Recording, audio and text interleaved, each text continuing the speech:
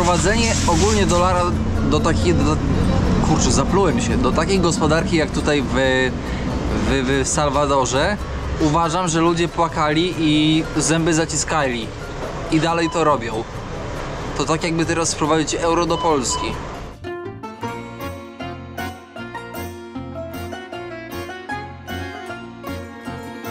Drodzy widzowie, już jest nowa dostawa książki Ludzie Drogi. Koniecznie kupcie swój egzemplarz. Możecie ją znaleźć na Allegro ze smartem 0 zł przesyłka. Czekam na wasze zamówienia.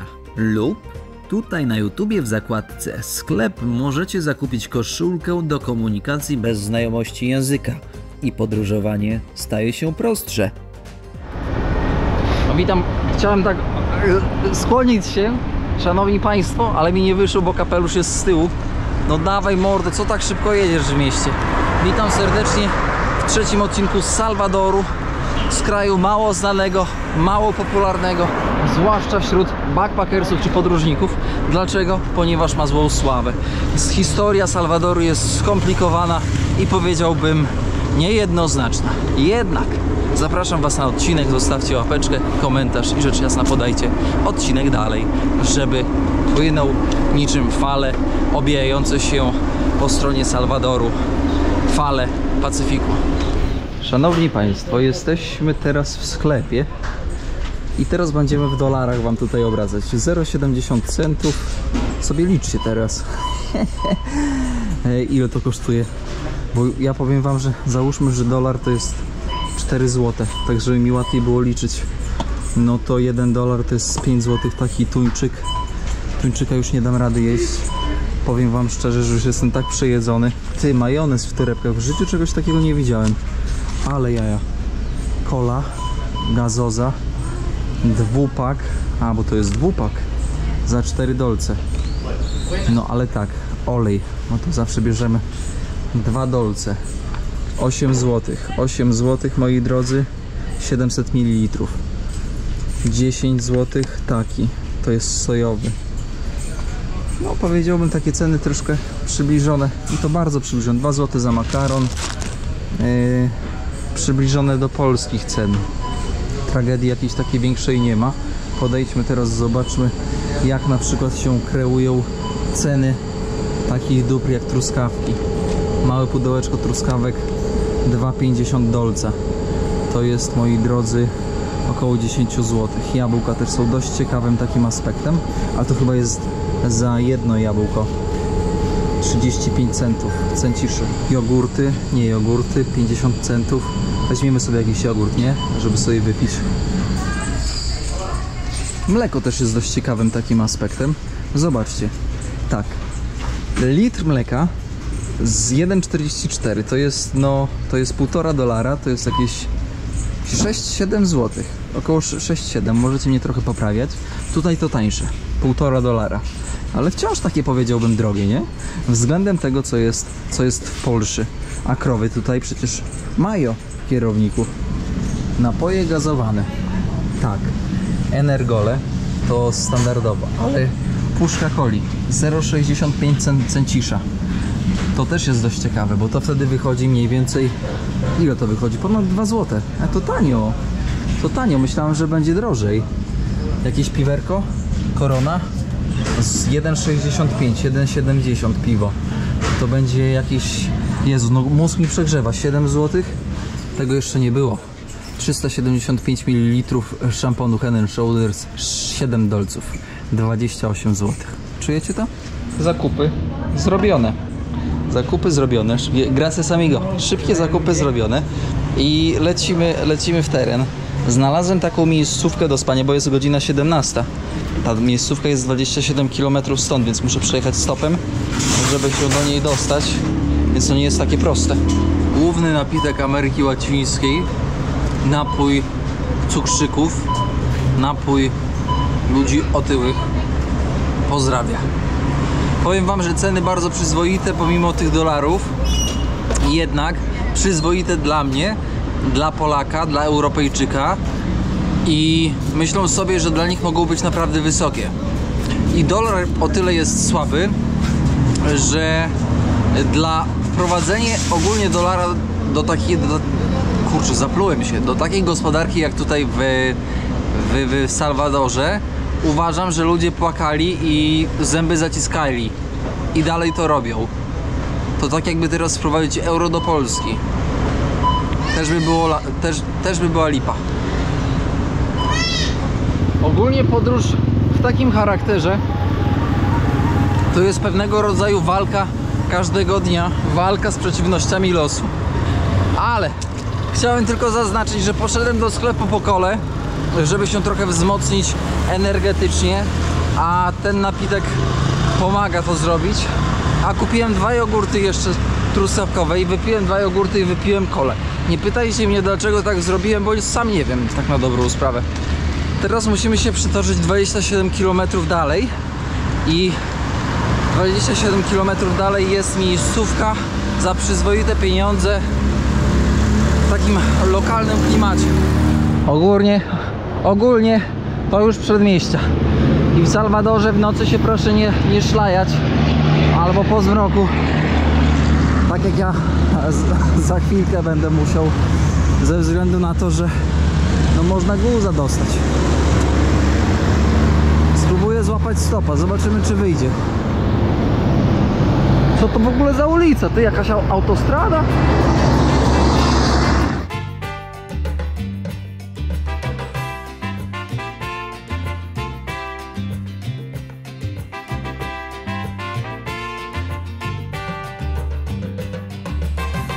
Samochód pogrzebowy jedzie za mną. Nie ściemniajcie, nie dzisiaj. Funerales Belen.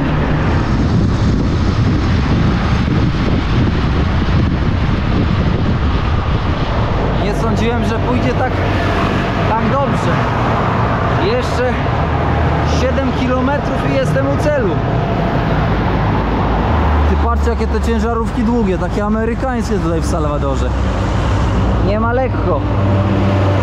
Jak teraz złapać?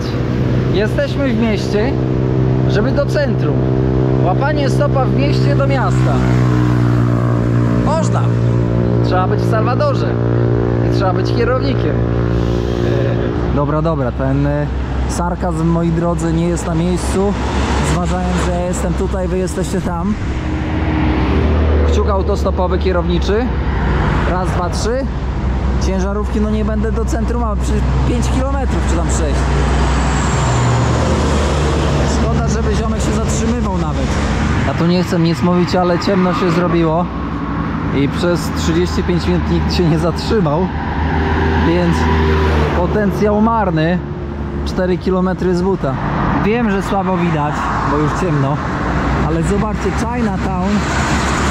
Chińczycy w Salwadorze. Żeby amigosem tu nie przyjechali. Po lewej stronie widzicie salwadorski sposób na eliminowanie śmieci. Nie popieramy. Słuchajcie, nie wiem jak to się dzieje, ale akcja autobus miejski. Jestem na terminalu, nie wiem jak się tu znalazłem, ale jestem. Czekamy na 53 i będziemy lecieć za 25 centiszy, czyli za złotówkę niecałą. Szanowni Państwo, proszę też zauważyć, w jakiej ładnej kolejce Salwadorczycy stoją. Jest 53. Lecimy. Powiem Wam, że niestety moje pierwsze wrażenie nie jest jakieś takie mocno pozytywne względem tego kraju. Ludzie tacy bardzo oschli, powiedziałbym, do siebie. A tutaj jeszcze widzicie brameczkę, przez którą się przechodzi. Taka 360. Spirala. Teraz muszę pilnować mapy, żeby mnie ziomek nie wywiózł na manowce salwadorskie. A mówiłem sobie, powtarzałem, Tomek, jak będziesz w Ameryce Łacińskiej, w nocy nie podróżuj. W nocy się nie szlajaj. Jest jak jest. Dándole ganas de vida. Démosle ganas.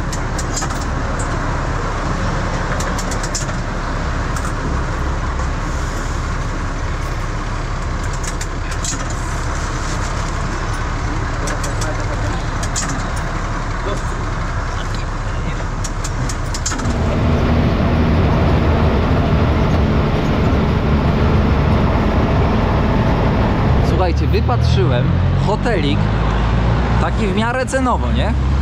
Idę zobaczyć, w sensie najtańszy, jaki jest w okolicy. Idę zobaczyć, czy jest otwarty i jaka będzie dla mnie cena. Mam nadzieję, że mnie nie wykiwają dzisiaj. Jestem już zmęczony i nieco sfrustrowany. To odkrywanie Salwadoru nocą to jest, powiem wam, ciężka sprawa. Co to jest, ty? Słuchajcie, to jest Datsun, najprawdopodobniej 120 albo 140, to dla miłośników. Auto zostało wyprodukowane, moi drodzy, przez Nissana. Japończyk, niezawodny, więc bardzo często można prawdopodobnie spotkać w Latinoameryce. Klasyk, lata 70. sobie tutaj odpoczywa. Zastrzelcie mnie, ale znowu jakaś krzywa akcja. Zła pineska na mapie i ten hotelik niby jest gdzieś tutaj, właśnie na takim zagrodzonym osiedlu, odizolowanym od świata rzeczywistego i powiem wam, że szukamy. Nieźle w ogóle. To jest zupełnie inny Salwador niż ten, który gdzieś tam człowiek widział do tej pory. Słuchajcie, no idę pod światło, ale tutaj mózg rozbity. Przyszedłem do tego hoteliku. Okazało się, że to nie hotelik, tylko to taki homestay, czyli wynajmują pokoje w swoim domu. I okazało się, że są tylko 2 pokoje do wynajęcia. I okazało się, że 2 pokoje są zajęte. I ci młodzi państwo mówią: ty Tomek, nie ma problemu, czuj się jak u siebie w domu, możesz spać u nas, tylko że na podłodze. Ja mówię: spoko. Jest git, nie? Jest git. I on mówił: za darmo możesz sobie u nas spać. Ja mówię: dobra, spoko. I powiem wam tak, są Japończycy i są jacyś Hiszpanie na tej miejscówce. W ogóle zmienność w ogóle sytuacji jest jakaś szalona. Ja nie wyrabiam. Japończycy nie mówią po angielsku, mówią tylko po hiszpańsku. A to jest normalnie osiedle takie zamknięte. Nic innego, odseparowane osiedle. I jedna rodzinka sobie tutaj robi taki mały biznesik. Co jest spoko. Proszę zobaczyć. Czekajcie, desery. Zamówiłem hamburgera, ale taki gówniany był. Bo tutaj nic bliżej po prostu nie ma do jedzenia. Desery. Lody sobie weźmiemy. McFlara, KitKat. Zaraz coś sobie wybierzemy. Zaraz wam coś pokażę. Crunchy chocolate. O, to może być fajne. 1. Add to order. Patrzcie na to. Pay order. To, co zaraz zobaczycie, to was rozwali w opór. Pay at country, pay but można zapłacić bitcoinem. Czujecie to? Płacę kredyt kartą. Tadam. Proszę ja was, nie za bitcoina, a za ten. Hola amigos. 2 años in Salvador. Perfecto. Słuchajcie, moje ziomki, których poznałem w tym niedoszłym moim noclegu, 2 lata są tutaj. Wszędzie na świecie to smakuje tak samo. Słodkie jak nie wiadomo co. Więc słyszymy się jutro za 2 sekundy, moi drodzy. Trzymajcie kciuki i ja idę się jakoś tam przekimam na kanapie. Witam Państwa bardzo serdecznie. Wiecie, że ja się wczoraj po prostu zagubiłem w rzeczywistości salwadorskiej i to nie jest żadna, wiecie, żadna bajka. Faktycznie, no wczoraj to mnie wczorajszy dzień przerósł po 100-kroć. Wyobraźcie sobie, że spałem u tych państwa, którzy mają hotelik na glebie. Ja tam zachodzę i pytam: o, dzień dobry, ja przyszedłem tutaj pokój. Bo tam był pokój z klimatyzacją, słuchajcie, za $15. Myślę, bajka. Na mojej drodze myślę, no super, no po prostu układa się, wiecie, w piękną całość. Ja przychodzę, okazuje się, że oni przez 3 lata to prowadzą już. Niemniej jednak, w momencie, kiedy na przykład ktoś na Airbnb zabukuje, to oni tego nie wycofują na Bookingu. Albo nie wycofują tego na innych portalach. I siłą rzeczy, niezależnie czy to jest full, czy to nie jest full, zawsze na którejś z platform będzie widniało jako dostępne.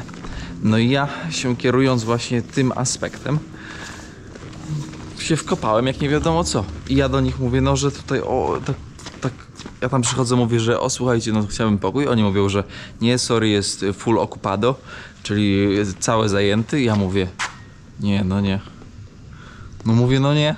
Ty już ciemno jak w dupie, nie powiem gdzie. I mówię, no nie.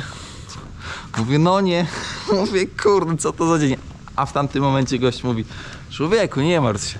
Możesz u nas zostać, możesz spać na ziemi, jeśli to nie sprawia ci problemu, ewentualnie na kanapie. Ja mówię, o. Mówię, kurde, spoko. Spoko, że się taki gość trafił. Wczorajszy dzień był naprawdę gruby. Słuchajcie, taka coupé 1,6 silnik z bardzo, powiedziałbym, ekonomicznym silnikiem i co? I z dużą pojemnością tutaj w dobrym stanie, dziur nie widać. Ciężko powiedzieć, czy to końcówka lat 70., czy to połowa lat 70., czy to 80. lata. Chyba na tych można zobaczyć na światłach. O tutaj, a może i japońska Toyotka. Nie widzę, ale no dobry stan, o tak bym powiedział. Ogólnie ta miejscówka znajduje się w takiej enklawie, którą wam wczoraj pokazałem w nocy. Hola, buenos dias. No i i wiecie, no ludzie ogólnie lubią się czuć bezpiecznie i to nie jest tak, że tutaj w Ekwadorze to jest jakoś skrajnie niebezpiecznie teraz, tylko po prostu niezależnie od tego, gdzie jesteś, czy to będziesz w Holandii, czy to będziesz we Francji, chociaż co ja porównuję, moi drodzy, Holandia, Francja, przecież tam jest takie multikulti, że można pomyśleć, że to nie Europa. Ale dobra, ludzie niezależnie od tego, gdzie mieszkają, lubią czuć poczucie bezpieczeństwa. Wysokie mury, strażnik, to jest, wiecie, dla niektórych to jest podstawa. I każdy ma różny poziom bezpieczeństwa. No ja mam jakoś taki, wiecie, rozciągnięty ponadprzeciętnie, zresztą widzicie, bo gdybym tego ponadprzeciętnie nie miał rozciągniętego, to bym nie podróżował w sposób, w jaki podróżujemy i nie zawierzałbym ludziom w sposób, w jaki zawierzam. A to jest jednak kluczowe dla prowadzenia kanału, narracji i podróżowania. Czy zastanawialiście się kiedyś, ile kosztuje litr paliwa w Salwadorze? Jeśli nie, to już możecie się zastanawiać, bo już pokazuję i tłumaczę.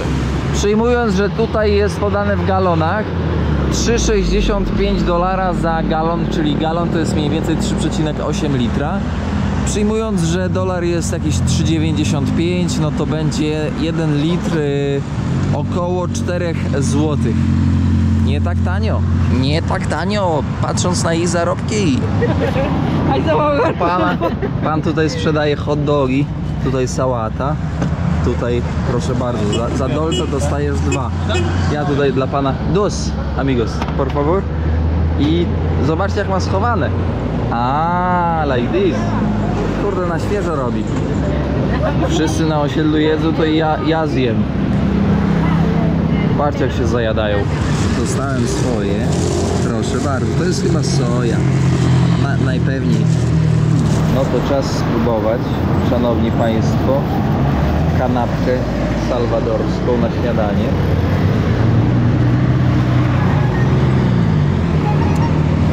Hebron w Biblii opisywane jest jako miejsce zamieszkania Abrahama na zachodnim brzegu Jordanu dokładnie, a gwiazdy Dawidowe to symbol judaizmu, czyli Żydów. No to mamy tutaj właściciela Żyda na 284,000%. Wczoraj byłem tutaj w tym przybytku, bo nie było, hola, buenos dias, nie było nic innego do zjedzenia. No i tak, wziąłem tam hamburgery, tam frytki, jakieś takie, wiecie, taki syf.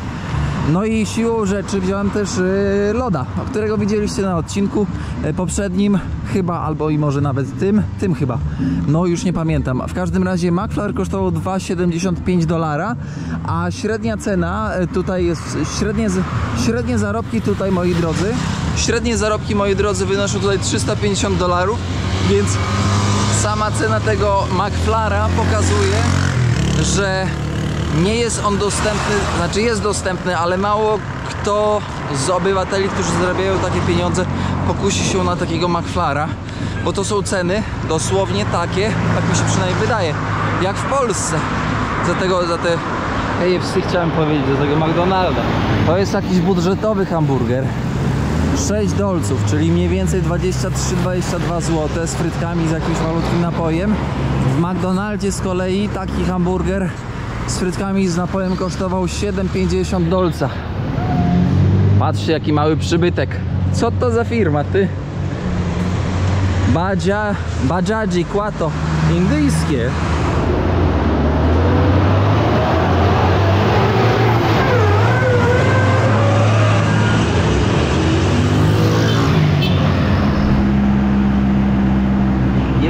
Jedziemy autostopem.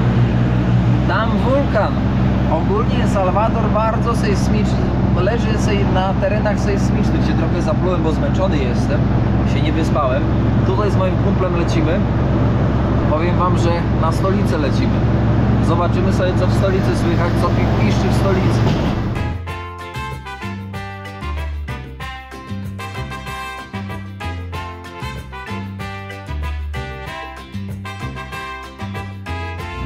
Muchas gracias, amigo. Hasta luego.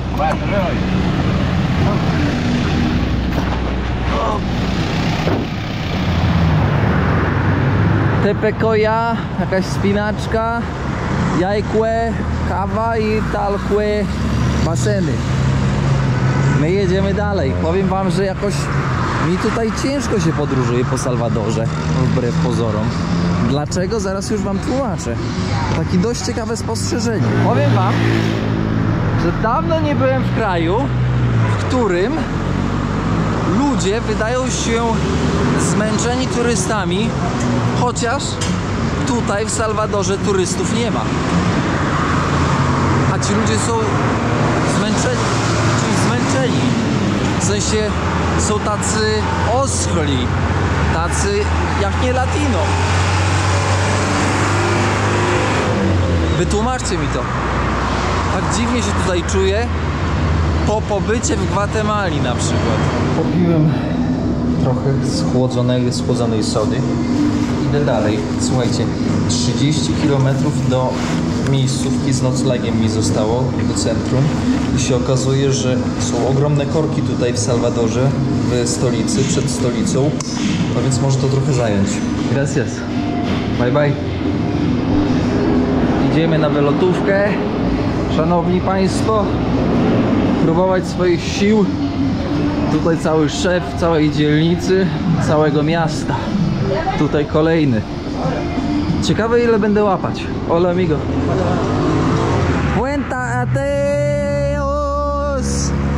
Zobaczcie, te rzeki w Latinoameryce, w centralnej, one, słuchajcie, mają tak niski poziom wody.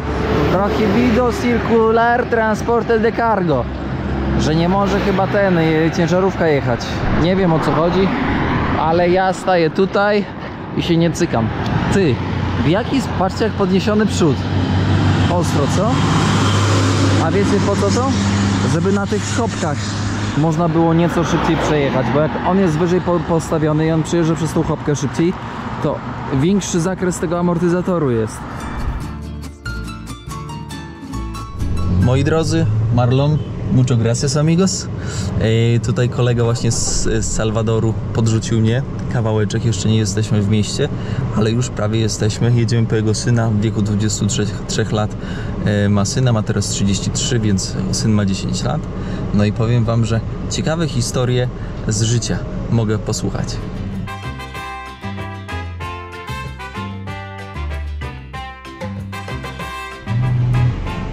Słuchajcie, tutaj z koleżką jeszcze po jego syna. Jego syn jest świrem na punkcie futbolu, więc jak powiedziałem, że z Polski jest Lewandowski, no to mój kolega tutaj powiedział, że jego syn to po prostu normalnie będzie w niebo wzięty. Mój koleżka pojechał. Idziemy teraz zderzyć się z miejską rzeczywistością. Kolega do mnie mówi tak: masz dziewczynę? Ja mówię, że mam. On mówi, że tutaj dziewczyny szukają takich tatusiów jak ty. Ja mówię, mordula, mówi, nie świruj, bo jeszcze w Salwadorze zostanę. Gialetto. Salwadorskie lody. Powiem wam, dobry tutaj ten lód. Ale ja taki zmęczony jestem, bo niezbyt dobrze spałem na podłodze dzisiejszej nocy.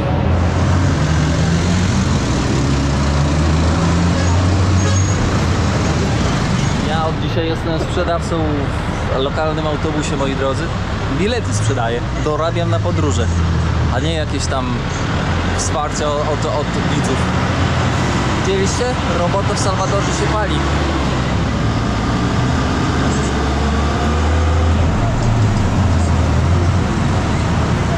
Wiecie co zauważyłem? Że oni tutaj nie łysieją tak jak Europejczycy. Czy to by było jednak od jedzenia? Zobaczcie na moją głowę, ja łysieję. Ja się tego nie wstydzę, bo to jest naturalne. W sensie naturalne dla Europejczyków, ale nie naturalne tutaj w Latynoameryce. Ciekawe, proszę zwracać uwagę na tak zwany zasób włosów tutaj ichniejszych dżentelmenów. Szanowni Państwo, jedziemy do stolicy. Stolica ma ponad 1 000 000 mieszkańców, a aglomeracja wokół stolicy ma, myślę, że z 2,5 albo i ze 3. Więc ogromny kołchoz, że tak to określę, salwadorski.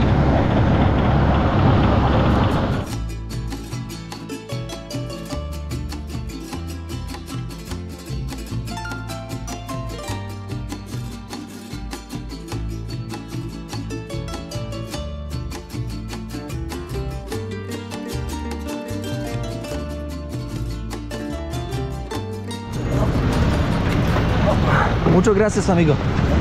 O kurde, spokojnie, to jeszcze nie koniec. 10 km zostało do centrum.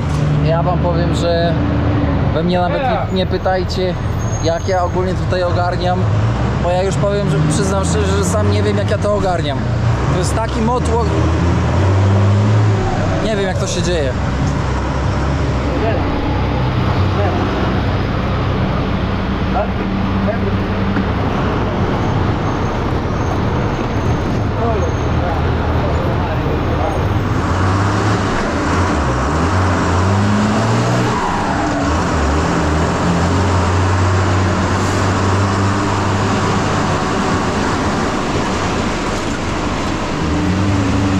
Powiem wam, że nawet system zatrzymania autobusu nie jest taki prosty.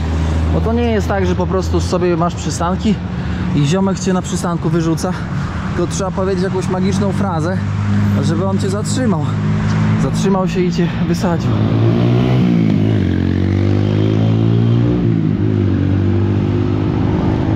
Jedyny kraj w Ameryce Łacińskiej, w którym normalnie na legalu można wypłacić dolary na spokojnie.